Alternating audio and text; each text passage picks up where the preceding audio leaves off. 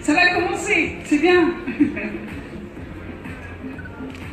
Bonjour tout le monde, c'est un plaisir d'être ici à Casablanca. C'est ma première fois sur Casablanca et j'ai passé une semaine, on est venu avec les enfants, donc on a passé une semaine incroyable dans votre ville qui est incroyable. Vraiment, c'était assez formidable.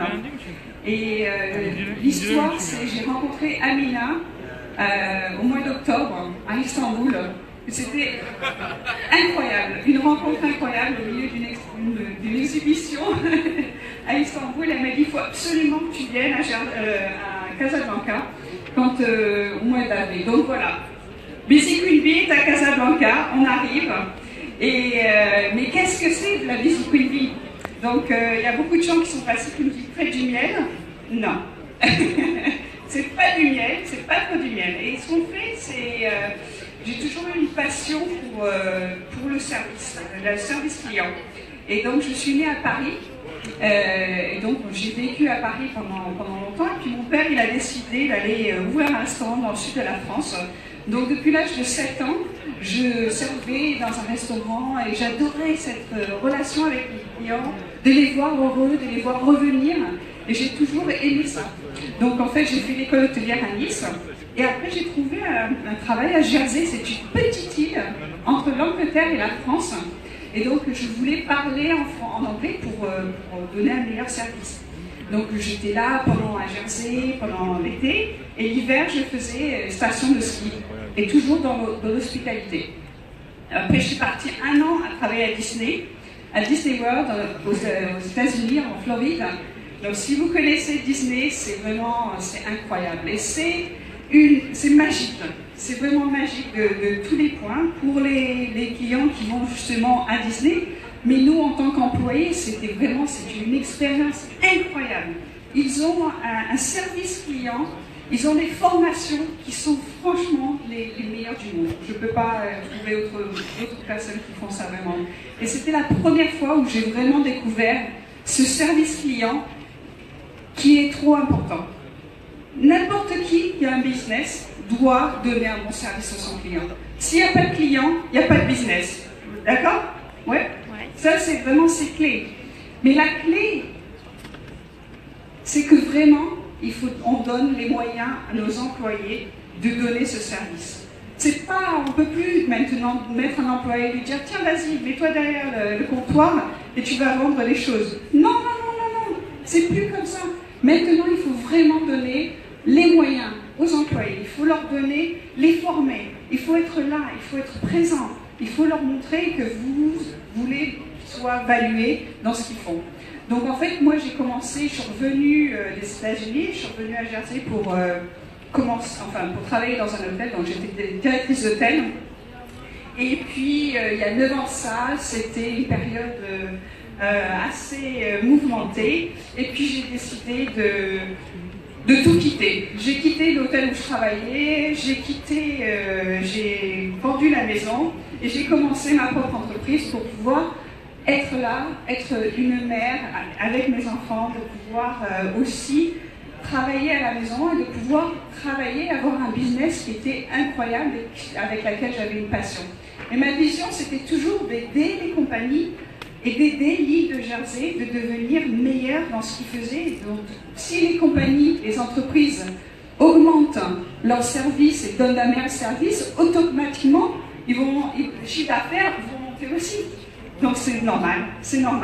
Donc, il y a 2 ans de ça, j'ai eu une petite idée en me disant, tiens, je pourrais peut-être franchiser le business, l'entreprise. Et c'est comme ça que ça a commencé. Donc, une petite idée dans la tête. Ça m'a pris quand même 2 ans pour commencer la franchise. Et maintenant, j'ai packagé donc, les services que nous offrons. Donc, ce qu'on offre, en fait, c'est toutes les étapes pour aider une compagnie à donner un meilleur service. Donc, à partir du première étape qui est l'expérience client, donc quels sont tous les niveaux du client, de la compréhension de tous les points que votre client va toucher, que ce soit au téléphone, que ce soit au site internet, quand il rentre dans votre magasin, quand il regarde des choses, on peut créer justement une carte de tous les points de votre client, donc de l'expérience du client. Ensuite, on développe des standards. Donc oui, il faut vraiment des hôtels, ils ont des standards. Pourquoi est-ce que vous, en tant que compagnie, vous n'avez pas de standards? En tant que franchisé, vous avez des operating guidelines, c'est vraiment très très bien, c'est ça. Il faut que tout le monde sache exactement ce que vous devez faire, comment vous le devez faire. Et donc ensuite, on fait la formation des employés et la formation du manager. Donc ça commence dès le départ. Et oui, si les managers et la direction ne sait pas ce qu'ils font, et ben en bas ça va pas cascader. Hein. Il n'y a personne qui va savoir ce qu'il faut faire. Donc en fait, c'est aider les compagnies à former leurs employés aux standards que vous voulez créer et vraiment leur donner les moyens de donner du bon service. Et ensuite, le dernier service, ou le dernier, ce qu'on fait, c'est le client mystère. Donc pour être sûr que tout ça a été mis en place et que tout le monde fait ce qu'il faut faire, ce qu'il doit faire, et bien le client mystère, c'est d'envoyer des gens qui sont mystères et qui vont faire un audit de votre franchise, de votre magasin, de votre restaurant, de votre hôtel. Et donc ils y vont incognito et ensuite ils reviennent, ils vont faire un rapport de ce qui s'était passé, ce qui s'était bien, ce qui était moins bien. Et ensuite, avec la compagnie, on va pouvoir regarder les niveaux. Donc, si vous êtes là et que vous êtes là, vous voulez être là, et ben il y a quand même il y a un gap qu'il va falloir donner, regarder, analyser et aider les clients à regarder comment ils vont pouvoir améliorer leur service. Donc ça, c'est la dernière étape, c'est l'analyse et la consultance dans le service qui a été donné. Donc, une fois que vous avez fait tout ça, eh ben, on redevient au départ. On revient à l'expérience du client. Quelle est l'expérience du client? Qu'est-ce qu'on doit changer? Est-ce qu'on doit regarder autre chose? Comment on forme nos employés? Tous les jours, il faut former nos employés. C'est pas les formations, c'est pas 3 heures de formation du client. Allez, ça y est, tick box, on a fini, tout le monde est content. Non, la formation, c'est tous les jours. Et en tant que franchiseur, eh ben, pour vous, si vous avez 1 ou 2 franchises, ça va. Vous pouvez les manager, vous pouvez faire du contrôle, vous pouvez faire de l'audit. Mais quand vous commencez à avoir 20, 30, 40 franchises, comment vous managez, comment vous contrôlez votre audit, comment vous contrôlez vos franchisés pour savoir s'ils font du bon service, pour savoir s'ils donnent la qualité que vous voulez donner. Comme si c'était vous qui étiez dans le magasin ou dans votre franchise à ce moment-là. Donc c'est important de faire ce genre d'études et de demander aussi à vos clients comment c'est. Donc si vous avez une franchise, est-ce que vous faites une étude pour leur demander comment était le service? Ça c'est important de recevoir. Donc si vous recherchez, le client mystère va vous donner un point objectif de ce qu'il faut, du service qui se passe dans votre magasin ou dans votre franchise, mais aussi, il faut bien penser à demander à vos clients leur satisfaction aussi. Donc c'est une autre partie du service. Et je pense aussi, ce que j'aime parler, c'est, j'adore le Feng Shui. Vous savez ce que c'est, Feng Shui? Oui, yin et yang, la bonne énergie, tout ça. Et donc j'aime apporter cette énergie parce qu'il y a le yin, les entreprises de nos jours sont très yang. Et il faut faire ci, il faut faire ça, les profits, on n'arrête pas, on commence ci, on commence ça. Et des fois, eh ben, il faut un petit peu se poser. Il faut un peu se dire, attention, il faut qu'on amène un petit peu une énergie féminine, le yin là-dedans. Il faut qu'on aille voir nos employés et qu'on leur dise, bonjour, comment ça va? Comment va la famille? Comment vous allez bien? Est-ce que tu as besoin de quelque chose? Est-ce que tu as besoin de former? Vraiment leur donner les sentiments que vous avez vraiment besoin d'eux et qu'eux vont vous donner en retour leur fidélité. Et une fois que vos employés sont fidèles, eh ben voilà, vous avez gagné. Parce que tout ce qu'ils vont faire, eh ben, ils vont être là. Ils vont donner un bon service. Ils vont vendre encore mieux. Et vos clients, eh ben, ils seront contents. Parce qu'il y a des gens qui sont là, qui sont déjà contents parce qu'ils travaillent, ils sont contents dans leur employement. Ça parle pas trop, c'est pas trop français. Mais comme ça, c'est un cercle, c'est pas vicieux, c'est un cercle C'est le bon cercle, pas le vicieux, l'autre. Et donc, c'est magique. Une fois que vous vraiment vous donnez à vos clients, à vos employés, les moyens de donner un bon service, et bien eux vont donner le bon service à vos clients. Et voilà, c'est la clé, la clé du service client. J'espère que si vous avez besoin d'informations ou est-ce que je peux vous aider à vous donner des conseils, ou s'il y a des questions là aujourd'hui, allez-y, je serai vraiment heureuse de vous répondre. Il y a des questions? Non? Non? Ben voilà, merci beaucoup, c'est gentil. Je suis en stand 12, tiens, si vous voulez venir me voir, ça serait vraiment gentil. Merci bien. J'ai écouté juste une phrase par rapport à vos collaborateurs. J'ai écouté vos derniers mots. C'était par rapport, si vous voulez rendre service à vos collaborateurs. Je n'ai pas entendu ce que vous avez dit avant.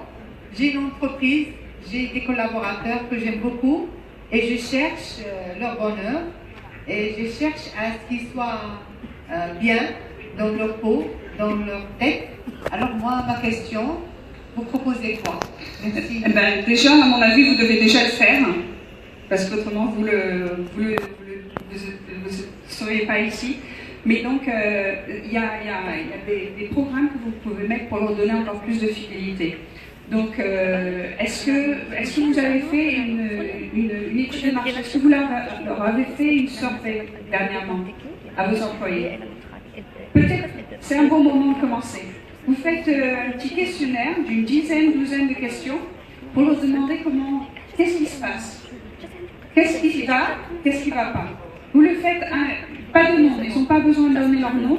Vous leur faites un petit questionnaire, vous leur donnez anonyme. Comme ça, ils répondent et ça va vous donner de la feedback déjà.